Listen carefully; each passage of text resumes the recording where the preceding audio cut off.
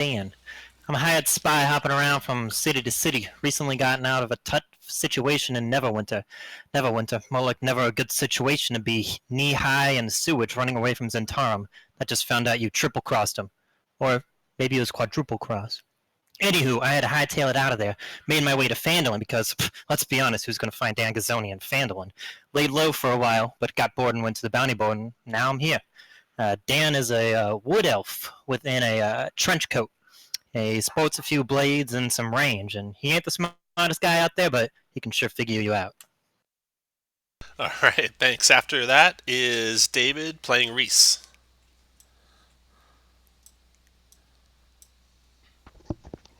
Yes, I'm a follower of Kelemvor. I lost a lot of friends when I was young, and the priests helped me find comfort and ease in my time of grieving. So I am traveling and looking for chances to pass on the favor for folks. And I have a raven called Jolly.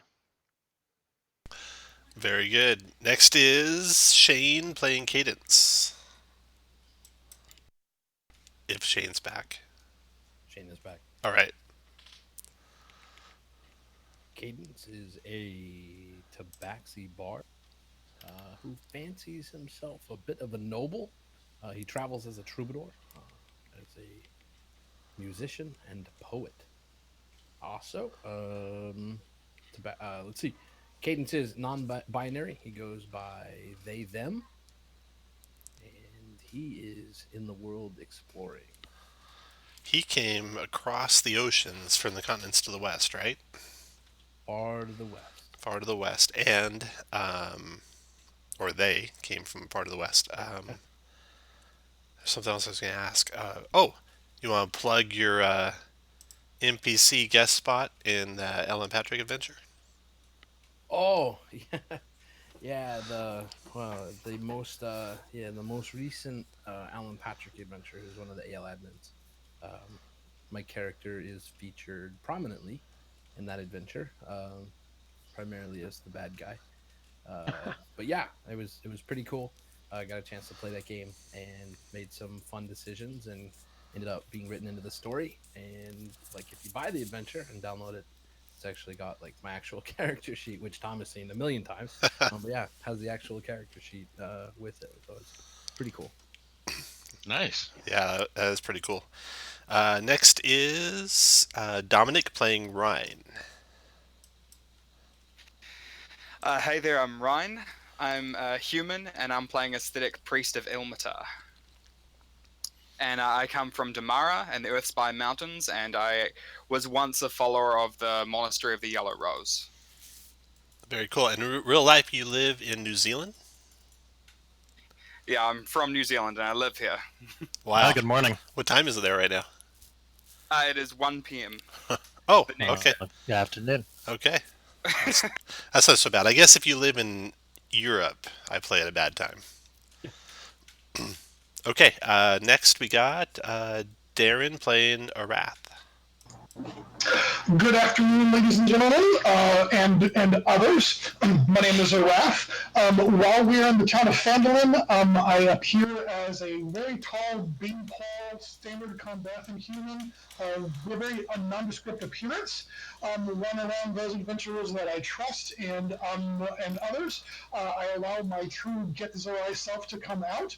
The one aspect of my Get Zorai self that does present itself through my human disguise spell is the ever-present Geth frown, and I will occasionally forget that I have my human perception or my human perspective up, and I will refer to it as my resting Geth face if anybody asks anything about my frown and why I seem so unhappy. I am here on the Prime Material Plane specifically to investigate the ancient Elven Kingdom of Elfarin and all of the sub-kingdoms that it broke up into tens of thousands of years ago in the area. And I'm always looking for additional information about Elfarin and the Elven Kingdom's connection to the dragon Shargalon in the area. All right, and last is Jeremy playing, how do you pronounce it? Araya? Arya. Just Arya. Like, Arya is a halfling. Her mother is a ghost wise, and her father was a Lightfoot, which is considered taboo. And she grew up in the Chandalin jungle. Her parents were killed. Her whole tribe was killed by werewolves, lycanthropes, and she was found at the end of the river uh, uh, by elves, wood elves, and she was raised in the mythical city of. It's kind of hard to pronounce. Rayorun. It's the River Arn. It's just right in the center of the Chandlewood, and she, grew up in the woods and uh, decided to become a wanderer and just wandered throughout the lands of Faerun as a uh, ranger. And this is her really kind of first adventure. She just kind of wandered around, hasn't really done anything of note. All right, so you guys have met each other in your days and or weeks that you've been here in Phandalin. The town of Phandalin, if you want to look anything up, if you like zoom out, I hope you can click like right on the town name, and then you'll get a little menu bar on the top if you want to look anything up in the town. So Phandalin is nestled in the rocky foothills of the snow-capped Sword Mountains, and it's a mining town. It consists of about 40 or 50 simple log buildings. You see crumbling stone ruins that surround the outside of these buildings, so there must have been a much larger place here before. The residents are all quiet, hard-working folk. They seem to have welcomed you as a group of adventurers into their midst. It is post Lost Mines of Phandelver, I'm pretty sure. Oh yeah. They are farmers, stonecutters, blacksmiths, traders, prospectors, and children. The town has no walls and no garrison, but most of them keep weapons within easy reach in case there's the need for arms, should that arise. And like I said, you guys are welcome here, particularly in that you have coin to spend. But you find that running out. And lucky for you, a couple doors down from the inn, posted outside the townmaster's hall is a job board for adventurers. And you can also talk to the various people in town and just kind of get a feel for what's going on recently, because it wasn't too long ago Lost Mine of Phandelver happened. There were some bandits that lived underneath Tresidar Manor, which is up over here on the hill. If you look to the east, you can see it kind of looming over the village. In the Stone Hill Inn, we'll start there, because you guys have spent most of your time at this town in the Stone Hill Inn. It's a modest 2-story roadhouse. It's got 6 rooms for rent on the upper floor, which is perfect. You guys have been using all of them. There's a bed for the night, beds for the night cost 5 silver, while a meal costs 1 silver. The proprietor is a short, friendly male human named Toblin Stonehill. He's a native of the town Triboard to the east, and he came to Phandalin to prospect, but soon realized that he knew a lot more about running an inn than he did about mining, as he's told you over several drinks. In your time there, he did share with you one tale. Let's see. Let's go with Darren. Can you roll a d6 for me, Darren? Just type in /roll space d6.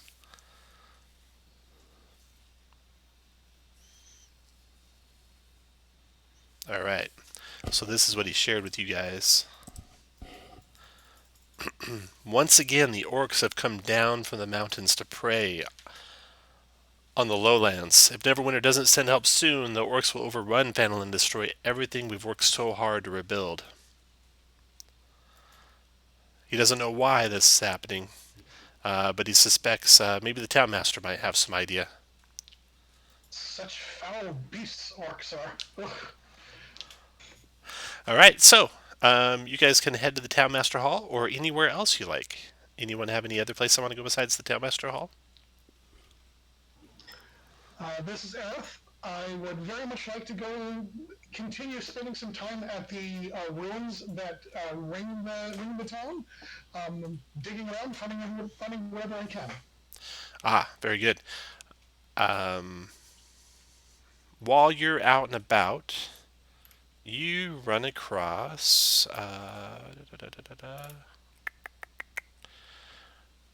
the boys of at Barthen's Provisions kind of come out to see what you're up to, curious at a stranger digging along the walls. So Barthen's Provisions is up here. So this was the time you were kind of searching the northeast quadrant of the town.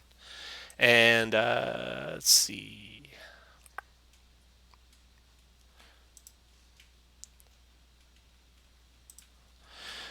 So Barthen's Provisions is the general store in the town, and it's got all the ordinary goods that you guys might want to purchase, like backpacks and bedrolls and ropes and rations. It doesn't have weapons and armor, though. So for that, you have to actually go to the Lion Shield Coaster, which is a trading concern here in Phandalin. The proprietor, he stays inside. He's a lean, balding man. And one of his young clerks, Ander, comes out to ask you, hey, what are you doing out here? He says that to you, Ara. Yeah, sorry, just got me with my mouth full. I'm investigating. What are you looking for? The past. The past. Let's see if he has anything he can share.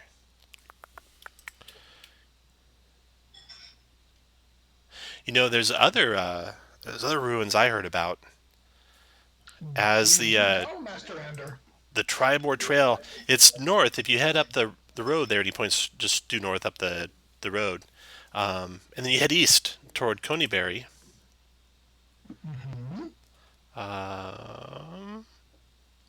There's a town. Well, the town was sacked by barbarians years ago, and there's a ruined temple south of Coneyberry where it said the locals hid their gold. I don't know that there's any gold around here, but I'd sure like to go visit that place sometime. Well, thank you for the directions and the scoop on the information. Master Ander, would you perchance know anything about this temple? No, I don't. Maybe Lady Garail might know, but she's out of town. Her house is right by the shrine there in the center of the town. Okay. And do you know where she's gone off to? No, she goes off quite a bit and for long durations, and I don't know what she does. Fair enough. Thank you for coming out and visiting with me. All right, then panning back to the rest of the party. Those of you going to the Townmaster Hall, you get there and you find there is no one milling about outside the Townmaster Hall. It's a big, sturdy stone place. It's got a pitched wooden roof, a bell tower at the back, and the job board next to the front door, which features a sparse number of notices. There's 3 in all. They're all written in common and all in the same hand. And they include titles Dwarven Excavation, Gnome Guard, and Umbridge Hill. And if you look a little bit more detail of those, Dwarven Excavation says, dwarf prospectors found ancient dwarven ruins in the mountains southwest of here and have been working in archaeological digs seeking treasure and relics. They need to be warned that a white dragon has moved into the area.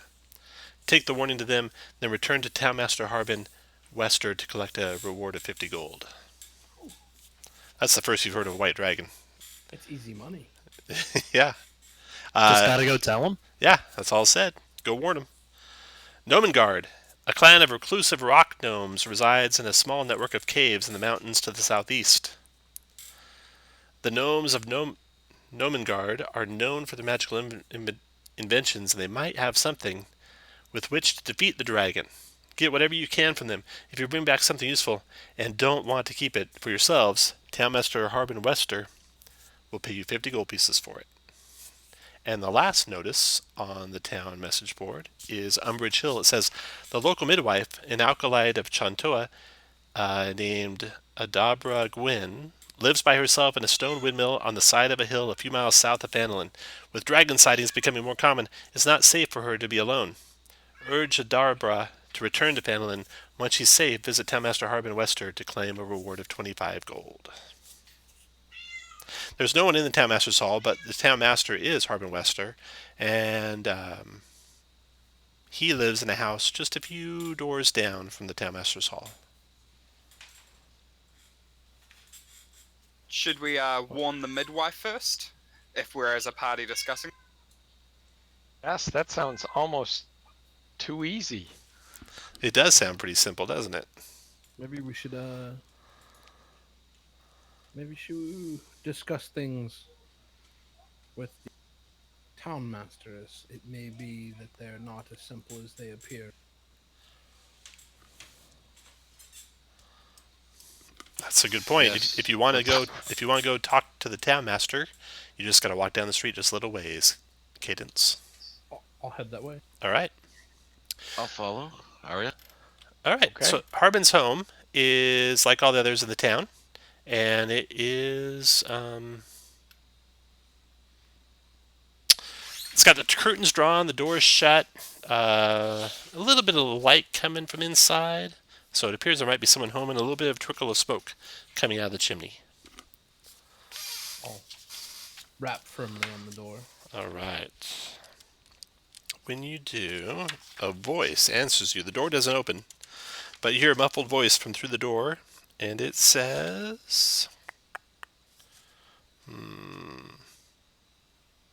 "If you're a dragon, know that I'm far too thin and bony to make a good meal." Yes, sir. Would a dragon knock? Dragons rarely knock. I'm Cadence of Water. We must speak about the notices on the job board. Oh, yes. Are you interested in pursuing those? Perhaps. He's still just You're talking through the town door. master. I am. I'm Harbin. Perfect, Harbin. Come, do your job. If you can do one or each of those, just return back and knock on the door, and I will gladly hand over the reward. Anything we can do to drive this dragon away, and warn everyone. Is this all from inside? Yeah, he doesn't open the door. As inconvenient as this door is for conversation, it won't do much to stop a dragon, you realize. Well, that's why I'm looking for questers like yourselves. Right. So, about these rewards. They seem high for easy work. Can you give us more detail? Well, I've scratched the bottom of the barrel, and all the town's funds. I figure gold will do us no good if a dragon comes. True, and if we were to complete all three, perhaps you could throw in a parcel of land. Well, I'm sure something could be arranged for heroes who could do such a deed. And is one more important than another? No, they are all urgent. Ah, crapshoot it is then. Well, good luck managing the town from in there. Oh, yes, no problem. Be about our business. I eagerly await your return as you guys walk away. What an odd little fellow. Yes, he is. And well, you see a couple townsfolk standing by the Townmaster Hall message board, and they are whispering between themselves and pointing at the board. I go up and approach them, and I ask them if there's something strange going on in this town. The town master won't get out from his home. What's the goss? Oh, maybe it's true then. The one that says to everyone, it says there's a dragon, and he points to the board. That's the first I've heard of a dragon. How would the town master hear of it first? I'd assume there'd be sightings or something. That's a good question. And then someone comes walking down from the Stonehill Inn. Actually, they came around the corner, so they might have been coming from as far away as the Sleeping Giant Inn. And they say, "Did you hear about the dragon?" And the guy said, "Yeah, look at the board." And pretty soon it just starts spreading like wildfire across the town that there's a dragon here. And someone claims that they saw the dragon. And then you have more people claiming they saw dragons. And pretty soon you're not sure if anyone really saw a dragon, or if everyone saw a dragon, or what's going on. But the ones that do specify seeing the dragon tell you what they say here.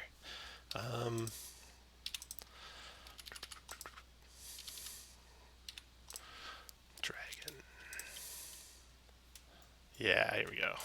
So the ones that claim to have seen the dragon. Some folk claim to have seen a dragon flying through the high clouds. At that distance, it's hard to gauge the creature's size, in your opinion. But they say it's as big as an elephant and has gleaming white scales. And you can kind of tell that. Will everyone make a insight check? Oh, I'm good at these. So for your new playing with me, you click your token, and then you're going to click the wisdom button. That'll roll an insight check for you. Also, one thing you're going to want to do is make sure that the token actions are sorted.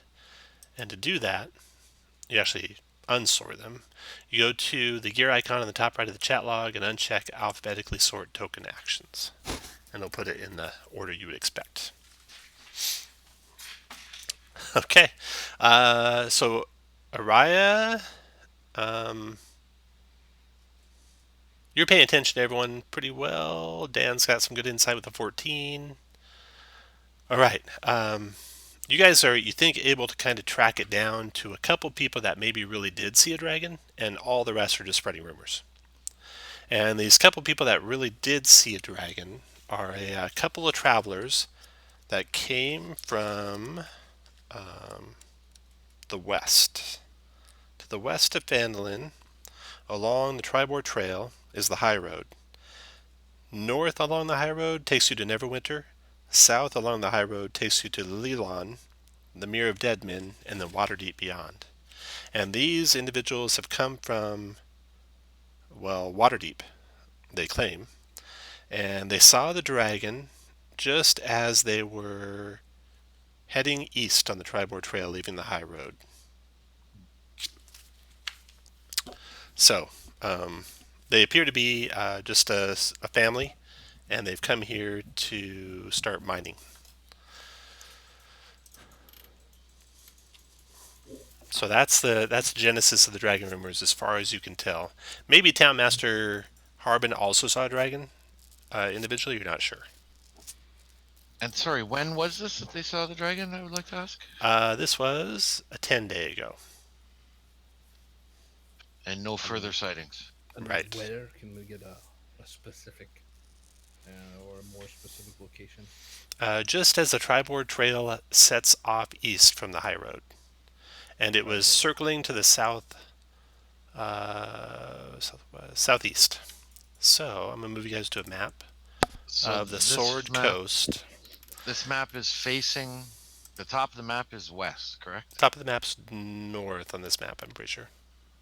This map, the top of the map is north, and this is where the Tribord Trail sets off from the High Road, right here. So they saw the dragon somewhere off here, which is to the west of Phandalin. I'm still not in sure the where that town. moved. You guys didn't get moved? Okay, let me move you. Up. There we go. Aha. There you go. Okay, and then also asking around, you can get a better idea of where these various locations are that you might want to visit. They are adding to the map now. Boom. So just southeast of Phandalin is Umbridge Hill, right there. To the southwest is the Dwarven Excavation, and further to the southeast is Nomengard. And the dragon spotting was somewhere over here. Oops, remove the whole map.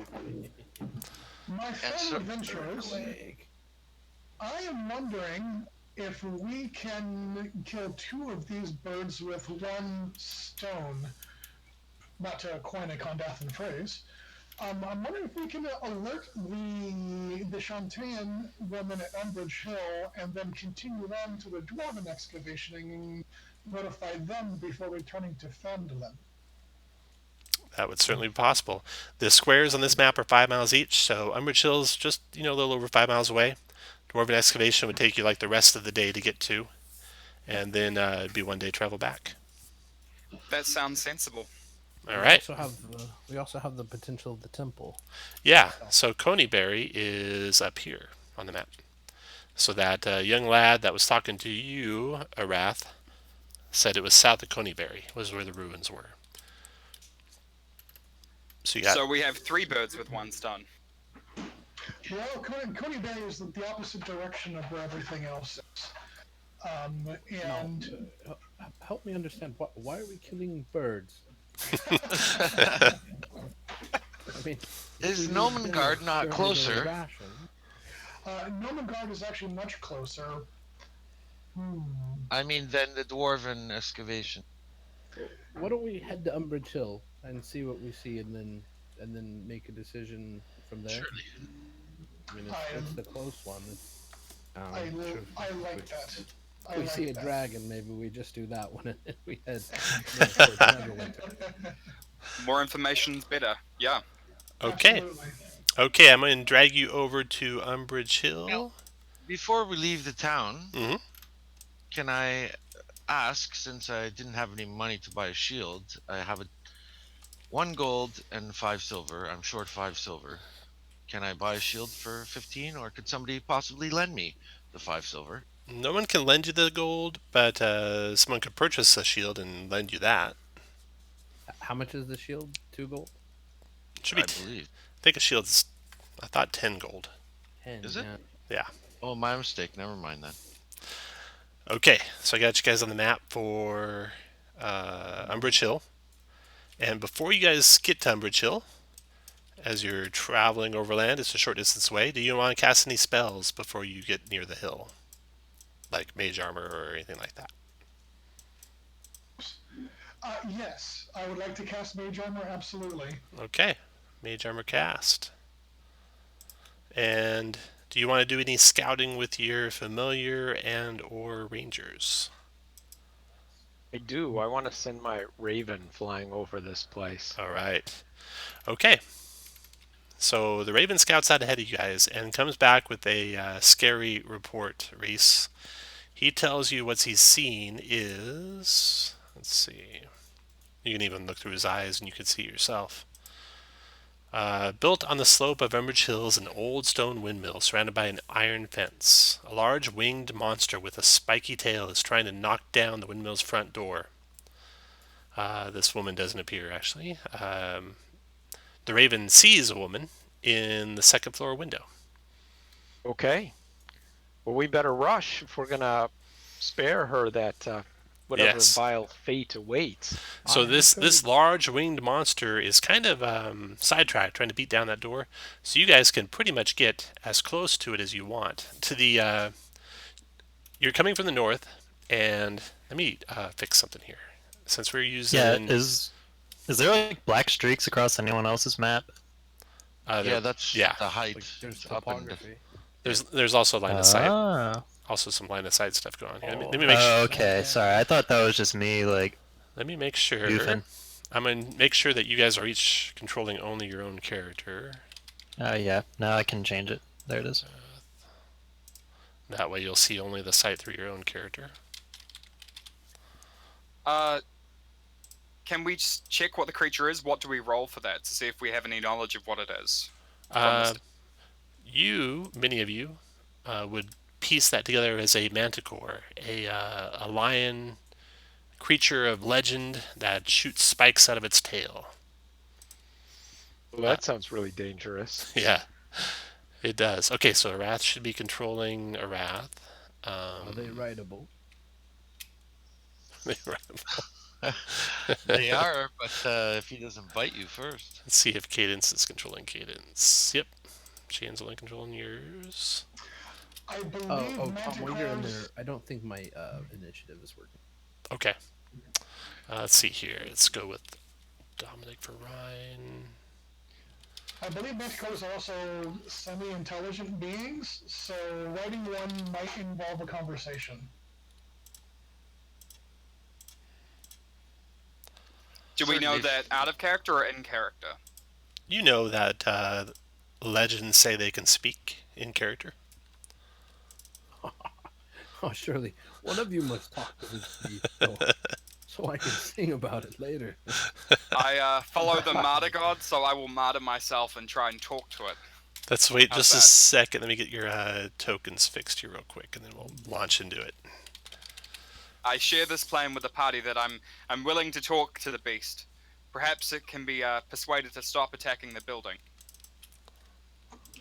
I'm going to watch your conversation from 60 feet away. And you can rest assured that I will provide the last rites and maybe even bring the news of your passing to your next of kin. So is An Elmatarn and a Kelm Vorn in the same party. That's just perfect.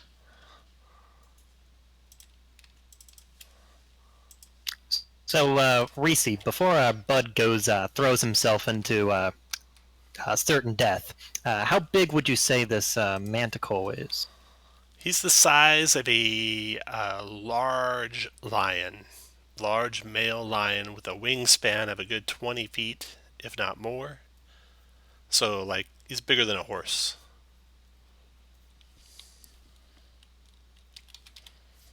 So maybe he is rideable. He's definitely rideable, but also very ferocious. why are we talking about riding this thing? What? You're the one who wants to talk to it.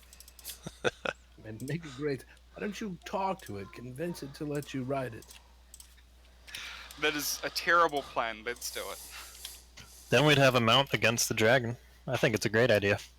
Okay, so line of sight should be working for everyone now, and it should be only your line of sight. So you should see streaks from all the cairns up on the top of the hill to the due south, and some streaks to the southwest through the building and such. And there you go. And let's see, cadence initiative wasn't working.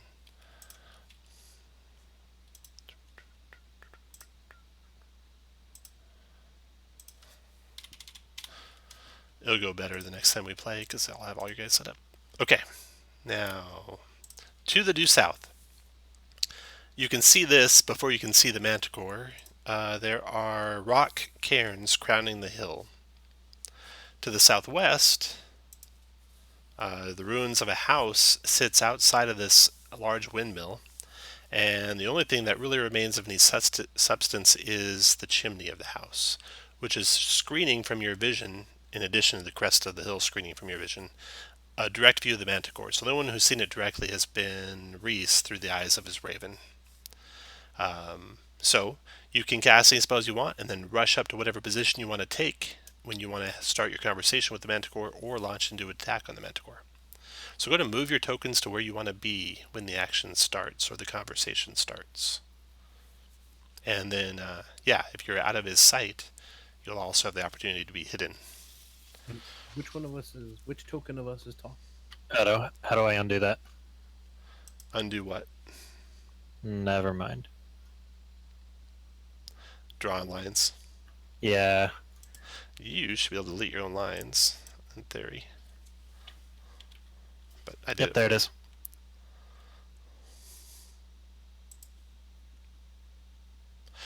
You won't necessarily be able to move all the way around like you did, Ryan, but if you come from the south shielded by the chimney, you can take up a position. If you try and get all the way around him, you'll have to succeed on a stealth check, and don't try that yet. I just did. Aria. Everyone good? Oh, and no, Dave, wait. do you have control of your raven? Okay, wait. Oh, I haven't attempted. You should be able to move your raven, I think. I can move my raven. Good deal. We're just all. Is this wall intact here? The wall that's running around the outside here? That's The little fence that goes around the outside? Yeah, it is a fence, but it's not solid. okay. Okay, so it looks like Reese and Ryan are going to be doing the talking, evidently. Anyone else want to get closer? And do you want to start by talking or start by attacking? I'm gonna try and talk to it, and I'm gonna ask Ilmatar for guidance for the next few minutes to come, because they could be my last. Be merciful. So I'm gonna step out from just in front of the wall, so in case it does attack, I can, I'm not too far away to duck behind. Okay, yeah, you can keep your token where you're at there. Just peek your head around the corner there. You can see the manticore is trying to break down the door, so he's there. And there's a picture of him for you. All right, he smells your guys' scent on the wind and turns and looks at you, Ryan. This enormous lion is growling and roaring and enraged, it appears. So you'll have just the briefest of chances to do something diplomatic. What do you want to say? I raise my hands and I say, "Stop! We can get you food elsewhere where you don't have to destroy a building. Less work, more food." All right, that holds him for a second. And he says in... What language does he speak here? In Common. He roars in Common, "Where is this food? Show it to me or I will make you my meal." I'm assuming I have rations. Yep, yeah, you got rations. Yeah, For argument's sake, can we say they're dried jerky? sure. Okay, I drop 2 rations on the ground and I say, "I have more and I can find you more. I know it's not much to satiate a great beast like yourself, but just to start a conversation." Nice. And I push it across. You want to do a persuasion check for me with advantage? Okay, and I did have guidance just in case. And you get to roll that after you make your check. So you can decide if you want to use it or not after you roll your check. Oh yeah. 21. Do you want to add your guidance to it? That might be a con check though. That is a Yeah, con sorry, I check. pressed the wrong. Yeah. Go ahead and click your charisma button. Oh no. 19 still good though. Right. 19 is good. Okay. So Is this rolling? I'm sorry. Is left or right? Or is it rolling with advantage? Or yeah, if you have advantage, you get to use the higher of the two. If you have disadvantage, use the lower of the two. If you don't have either, you use the left one. left? Okay. Yeah, the left one's the first roll. All right.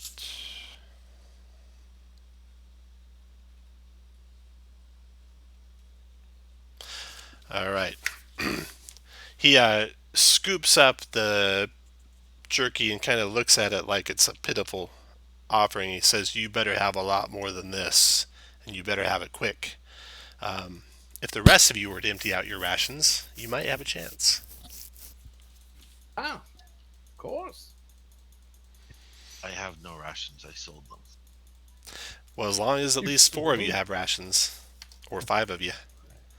I Sorry, drop. What are rations again?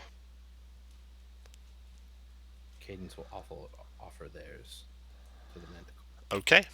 All right. So if you all offload your rations to the thing, it scoops them all up, and it says, "I still might be back." Before you go, Great Beast, why were you attacking in the first place? This can't just be about food. Something as majestic as you wouldn't attack a building just for food. It will be my new home, and that for my mate as well. Okay, Say thank you. Clear it out for you, so you don't eat the person inside. Well, I was kind of looking forward to that. And it leaps up into the air and flaps its giant leathery wings, buffeting you guys with blasts of wind as it flies off to the north and east.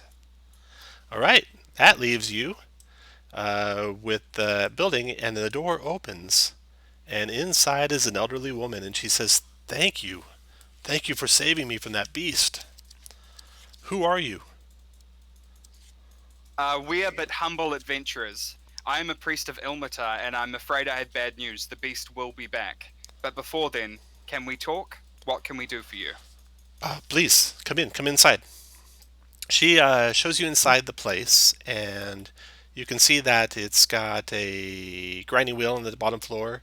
It's got a ladder going up to the upper floors. She shows you all around. She also starts rummaging through the pantries and stuff, and finally says, "Oh, here it is. This is what I was looking for." The windmill is... her quarters are on the second floor. The third floor is a loft where guests can stay. She offers that you guys can stay if you want to spend the night here. It's still, early in the day. It's only 5 miles away from Phandalin when you get there. And she hands over to you all a vial, which is a potion of healing. So you guys add a potion of healing to your inventory. I'll write it down here. No, she has just one. Okay. So is there like a group inventory list that you have? No, I'm just writing it down. I got it written down. Okay. So she hands that over to you, and she says, well, I suppose since that thing could come back, we should go, but can you help me with carrying all my supplies and all my herbs and stuff? We can, but we have to be quick. The manticore is not the only thing in the skies, sadly. There has been warnings of a dragon. Oh my. Well, yes, we better hurry then. Yes. Have you Is there anyone else nearby who could use help? No, I'm afraid I live alone out here. by chance seen or heard anything of this dragon? No, I have not. Maybe that's what drove the manticore here. Would you perchance be Mistress Gwen? I am. Excellent. The town of Phandalin, or the headmaster in the town of Phandalin, is concerned about you. That's part of the reason we're here. Well, she hands you a big box of herbs and stuff and says, well, let's go then. And throws herbs and boxes and barrels and stuff on all of you guys's. And then gets ready to leave. Okay. Let her know that there could be manticores living here, so she might not want to come back. So if there's anything special, take it now. Yes, I've got it all. Brilliant. All right. Yes, we're going back to Phandelver. Yeah, back to Phandalin if you guys... Phandalin. Yeah, but it's okay. You go to either Dwarven or Nomengard the next day. All right, so she converses with you on the way back. She shares some rumors and stuff that she knows about the outlying lands. She just lives in the windmill because she likes being out in nature and away from the hustle and bustle of the Phandalin, of the tiny village. The hustle and bustle. Let's see, what does she know? About the other location? Say again? Does she know anything about Nomergon or that supposed temple or the Dwarven Expedition? She doesn't. No, she doesn't know about. Well, Nomengard. The gnomes there are recluses. They work on their gnomish inventions. Sometimes they can be crazy and things can go awry. So watch yourself if you go there. Your safety's not guaranteed. They're tiny. They're small. But they're dangerous. Looking at the halfling when she says it. And why would they want to attack us? They don't necessarily want to. Things just happen around them. Sometimes they have nervous folk, crazy- are they? Like Yeah. drinking with a barbarian who refuses to leave his axe at the door. The only thing she does know that you guys haven't heard about is, which she talks to you about on the way back to Phandalin, is an old stone lighthouse to the west of Phandalin on the coast. Ships are drawn to this gleaming tower like moths to a flame, she says, and are doomed to crash upon its rocks. Their wrecks must be filled with treasure. What keeps the lighthouse alight? Do you know? No, I don't know. That's part of the mystery of the place. There is not only treasure there, but strange magic there, I think. If you were to bring any flora back, as in seaweeds or corals or anything like that, I'd be very interested in it. So, Okay, thank you. So I'm going to take you guys back. Let's see. I'm going to grab all your guys, take you back to Phandalin. Is she interested in flora from other places or just the coast? Yeah, if you find anything strange anywhere, she'd be interested in it. That's for sure. Yeah. Okay, so back to Phandalin. How long does this journey take us carrying all of her stuff? You get back the same day. It's in the afternoon, like two-ish when you return.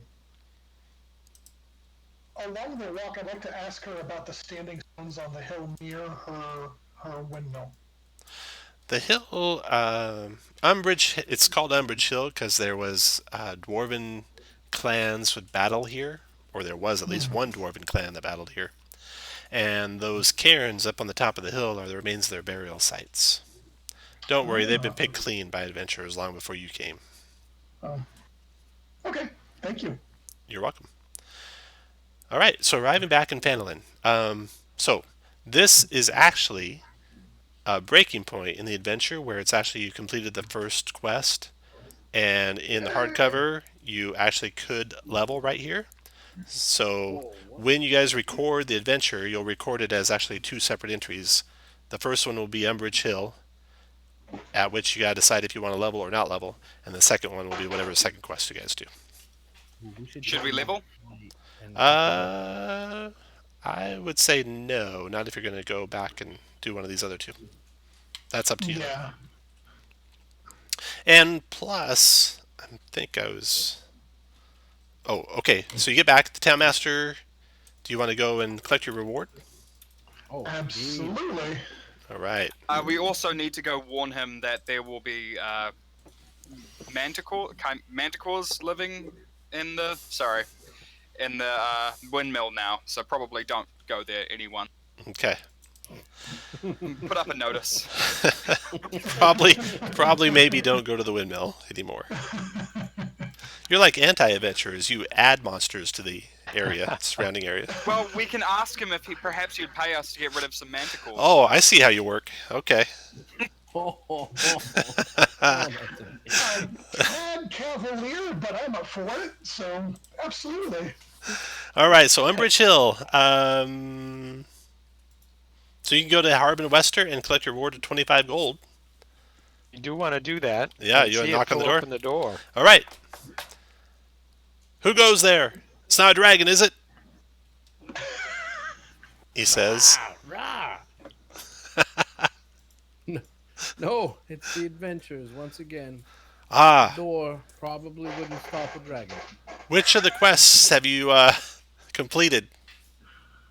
We have saved Dabra Gwen, not just from dragons, but from manticores. Oh. Well, I will need some proof. Is she with you? So you go track her assume down. so. You go track her down because she probably stopped somewhere. She probably stopped and found a home somewhere to start moving her stuff into. Probably she's going to She's in stay the with bar. the priest. Shove a priestess. drink in Sister Can I have a quick Garael's home. aside with her and Yeah. ask her if she has anything for anxiety or temporary insanity for shutting themselves in the door? Yes, she's got something just for that. So she comes to the door and she says, "It is I. It is Adabra." And Harbin says, "Ah, okay." And then you see him sliding 1 gold coin underneath the door. And then a couple seconds later, another gold coin slides under the door. Oh my gosh. Then another Can gold anyone coin. pick locks? Well, I can. All right. So he eventually gets your 25 gold pieces to you. And you have completed your first quest. And collect your reward. Am I allowed to ask him if he would pay us to kill these manticores? You're allowed to do anything you want. Do you ask him? I ask him. I say, we did save her, but we found some manticores along the way that perhaps need slaying. They could be a danger to the town and others. There's a pair. I've got an idea. And that idea is? Remove them from. You hear him scratching, like he's writing something, scratching, writing something, scratching. Then you see sliding under the door is a note. He says, "You can post that on the Townmaster's Hall." And you see the note, and it says, Umbridge Hill Manticores,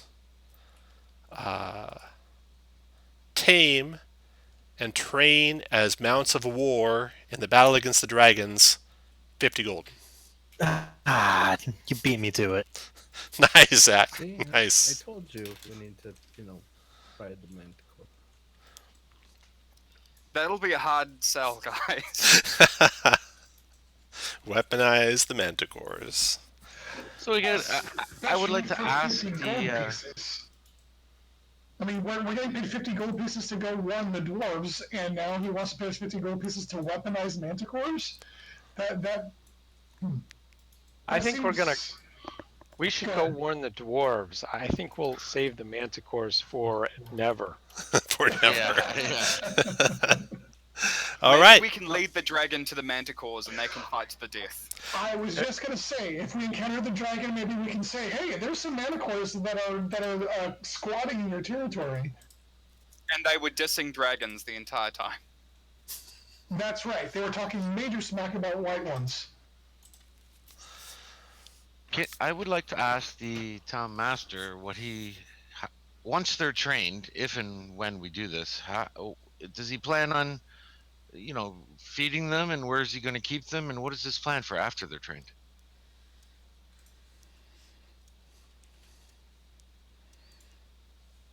You hear some scratching and some writing, and in a little while, a note slides underneath the door, and it is supply run to Neverwinter to purchase large quantities of beef jerky. I wouldn't go back there. That seems like that's his plan. This guy's real good. Maybe hunting for a deer or something would be a better sell. Just spitball. Well, I am a ranger. He likes that idea too. All right, so you spend the rest of the day drinking away your rewards and your treasures and investigating the town, and you get a long rest in. And the next day you can start out bright and early and head down the Miners Trail to the southwest, which is the same trail you headed down when you're heading towards... I'm going to suggest we all top up our rations because they were suspiciously useful. Maybe all of our problems can be solved with beef jerky. Yep. Well, I could feed 5 people, so... Or that. This is the ranger. Yeah. Nice. I will top up rations. What if we run into the other manticore? We're gonna want more jerky. You're going to need 2 times the rations. I can't help but notice that everybody's talking about these dried strips of beef. What exactly is it that you do with these things other than feed the local fauna? Survive off them when I'm between villages. You know how I said you didn't necessarily want to raise the level? You might want to raise the level. Oh. Up to you, but it might be safer for you if you were second level when we start the second adventure. You mean this part right here? Say again? Okay. Like raise level right now? Yeah. You had a long rest, and you had the experience. You finished the adventure before the long rest. You had the long rest, so you can actually go to second level if you want. And I would recommend it, but you don't have to. You can skip it if you want. Game Master's recommending it. I'm gonna do it. And I'm sorry, where have we decided to go now? Dwarven Excavation, is that your plan? Sure. Yes. All right. How much do rations cost? Before we leave the town, I would like to buy a shield if I could. Would we get gold and such and skills for this level up? Yeah, up to an hour. Let's see. It took an hour to do the first one. So you'd get 20 gold each from the rewards and other stuff. So you had 20 gold. Awesome. At the end of that first adventure. That's what will be on the record. 20 gold, and you can go up a level or you cannot go up a level, your choice. I would like to go up a level. If you go up a level, you can double click on your token, and you'll want to change your hit points both in the left hand field and the right hand field to your new maximum hit points. You won't have your other second level stuff macroized, but we can just do it manually. Okay, going up a little. Rip if you want to do a multi-class right now. Haha. Go for it.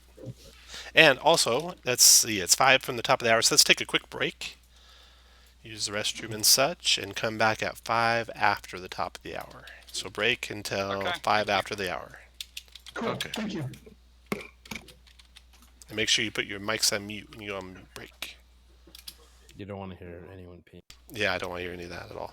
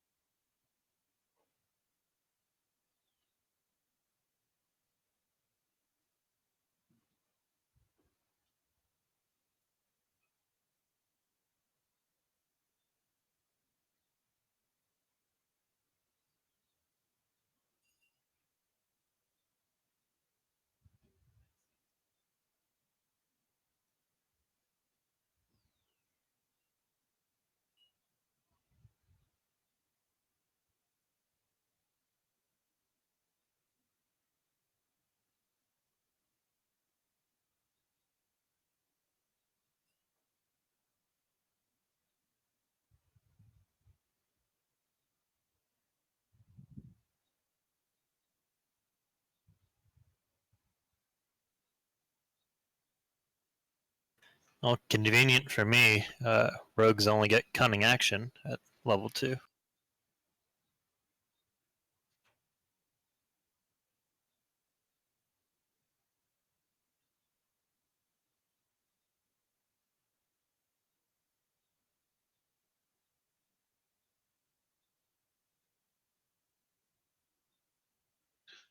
Still, that's good though, right? Oh yeah, it's super good. But like, I don't have to like, I don't know. Who gets Do a lot of anything. stuff at level 2? Yeah. People get like traditions or Yeah. The I know what you're talking about. Yeah. wizards get their Archetypes. school. Yeah. Well, I Actually, get a lot of people get it at 3. I get an archery bonus, and I get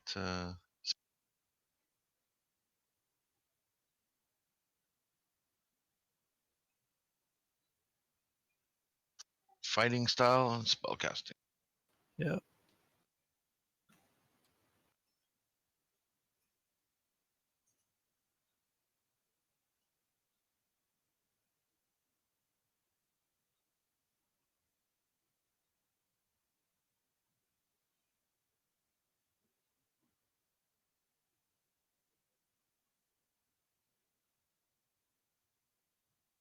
I don't think I've ever leveled up in the middle of a session while playing Adventures League. Well, it's supposed to be at I don't know if it's short rest or long rest, but I guess since we took our long rest overnight, that's why he said it's okay. Yeah, but I've never had to do like gotten content done. Like we definitely easy weight our way past that mana core. Oh yeah. But you see, I would have said that if it probably would have been a really tough battle, but if we go back there, Just what? there'll be 2 now, and we'll have to fight them both. Remember, he said him and his mate. No.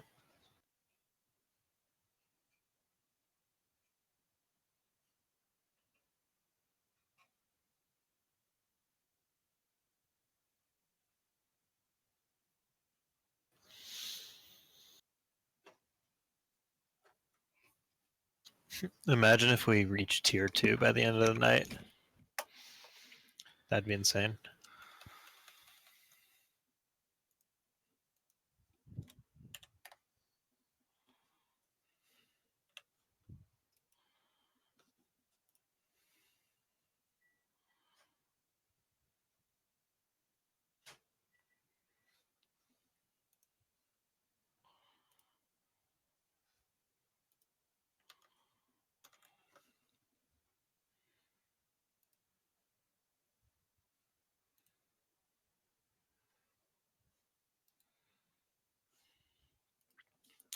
How do I edit my hit points?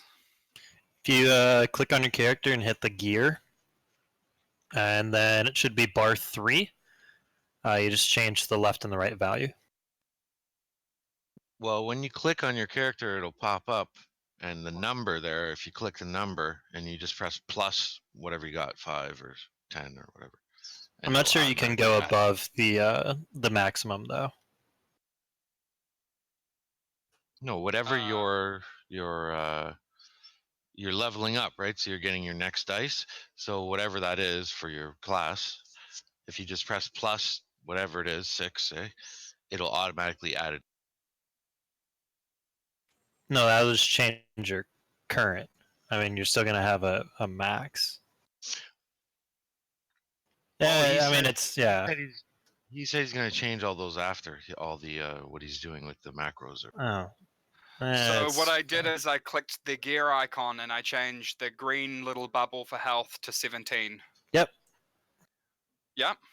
Yeah. So the top one, it'll be red. That's for temporary HP. The blue one will be for like if you're a shapeshifter. And that's for like other HP, so you can keep track of if you're on wild shape versus your regular. Yeah, like druid shape. Okay, I'm just gonna grab my cup of.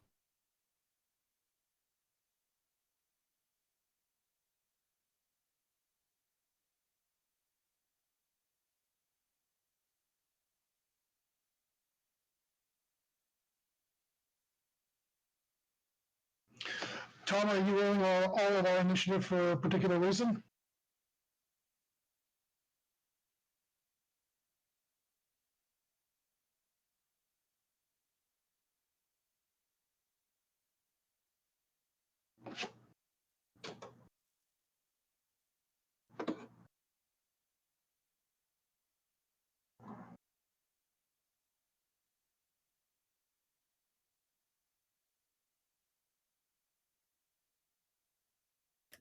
Okay, my partner is bringing in my lunch, so I'm a lucky person. I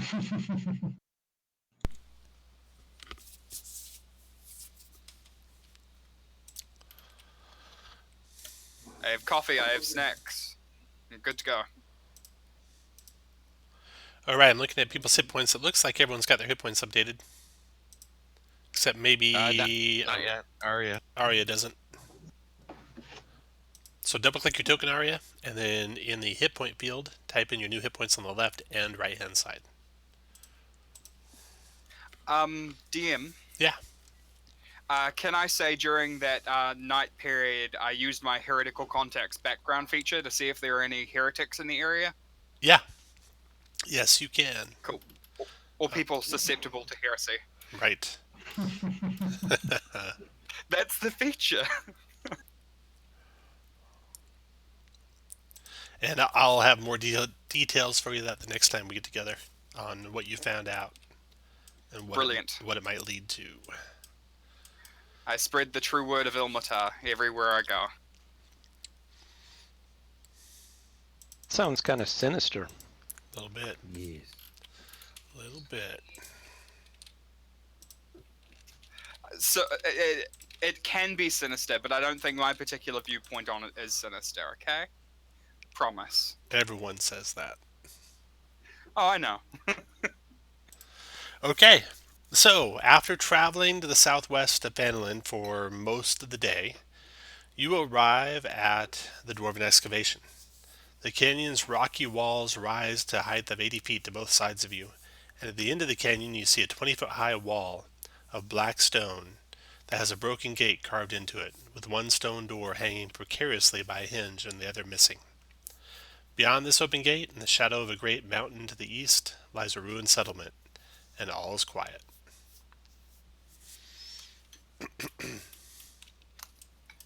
I don't think all should be quiet, should it?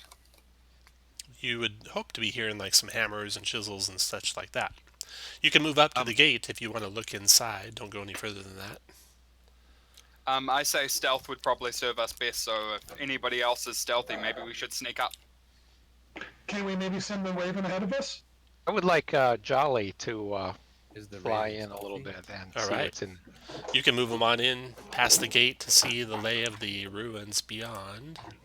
You should be able to see through his eyes, Dave, I think. Or see through the token's eyes. If there's a way, I nope. don't Here, know how that's. Let me fix that. You can't right now because I don't have his vision turned on. Has sight. Emanates light. I don't think ravens have dark vision. But if there's... It's still daylight outside, so you can see. Yeah, you should be able to see now. Okay, yeah. Okay, so the ruins beyond... Sorry, before we go, I'm just looking at the thing. So I got a D10 for my hit dice, but what do I use? 6 plus use my constitution. 6 plus Is that con. right? Correct. Is it? It just put me to 20. I don't understand why. Well, I think you were 12 to start, right? Plus 6 plus your con is 8 more, so 12 and 8 is 20. 12 plus my con 2, 8. Oh, yeah. Okay. So. Okay. Okay. And so I would like to cast Goodberry. Okay. You could have, if you had it, cast it yesterday before you went to bed, if you wanted to, and you can also cast it now if you want. I would like to cast it yesterday. Yes. Thank you. You bet. Okay, this is what you see in the settlement. The rubble that once buried the settlement has been hauled away, leaving the outlines of stone buildings visible as collapsed walls. You see a stone well, the dotted circle there, and you see a low wall to the east. Beyond the low wall, you see the facade of a temple. A partially collapsed 10-foot-high wall separates this courtyard from the settlement west of it. 3 heaps of rubble are piled high in the area. Hewn from the king's back wall, a 30-foot-high temple facade features steps rising to a stone platform. I'm going to move your raven to make sure you can see that all. There you go. Although I don't think the wall blocks this view anyway. There we go. Okay. Cut into the facade is a 10-foot-high open doorway flanked by crumbling life-size granite statues of cloaked dwarves. Evil grins can be seen on their weather-worn faces. There's no dwarves in the party, that's right. Anyone in the party trained with history? Yes. Yes. No. Yes. No. That's the wrong line. Any of you that are trained in history also speak Dwarven? Yes. Okay. You know a little bit about, once the raven comes back and describes what is seen with those statues with the evil grins on their faces. And I'll tell you what that is when he comes back. Do you want the raven to go any further than that, Reese, or do you want to call him back? Does the rubble look old or new? It has been recently uncovered, so it's an old settlement that's recently been excavated. So with the raven having returned, this is what you know of Dwarven history in the area. Let's see here.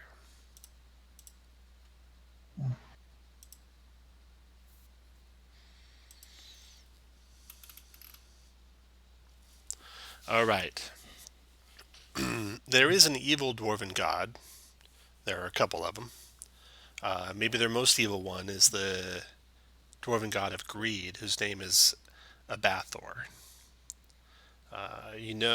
During solar eclipses, Abathor is appeased by the dwarves with sacrifices of blood and gemstones. His holy symbol is a jeweled dagger. His priests wear red leather armor.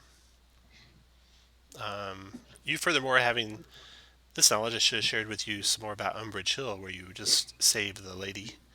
Its name is after 2 feuding dwarf clans fought a pitched battle atop it. The cause of their umbrage is a tale lost to time, and only the cairns of the dead now remain. The stone windmill was an obvious later addition, had not been there when the dwarves were around. Okay, so that's what you know of evil dwarven deities. You don't know for sure if this is the evil temple, but maybe you'll find out. When in doubt, assume. Seems like a good way to kill innocent people. So if you guys want to move in, you can move in as far as the wall where the raven got. Let's sneak on in there.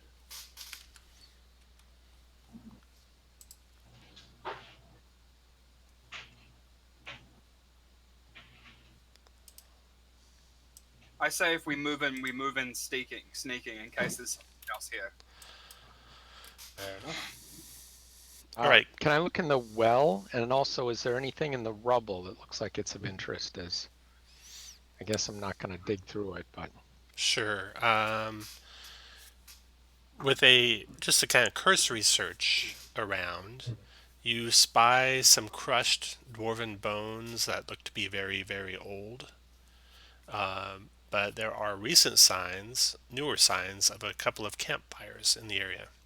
One in the courtyard just to the north of Dan, and one in the courtyard by where the well is, where Reese is standing. couple of what? Say again? Recent campfires. Campfires. Okay, Yeah. got it. The well is full of rubble. You're not sure how deep it was before it was filled with rubble, but it's useless as a well now, unless all the rubble was dug out. Can your raven dig? Not quickly. Not quickly. Oh, me and that bird will be friends. All right. Well, when you're ready to proceed in, put your lead guy at the opening of this wall here. Who, by the way, is our lead? Yeah. The other Dan seems to be taking the lead pretty quickly. I say those people that can absorb the amount of damage. or be sneaky. All right. Those of you who are moving up there, make a stealth check, everyone. So click your token and then click the Dex button. Oh, are you kidding me? Cadence isn't real quick. Dan's not real quiet for a rogue. He's not the kind of rogue.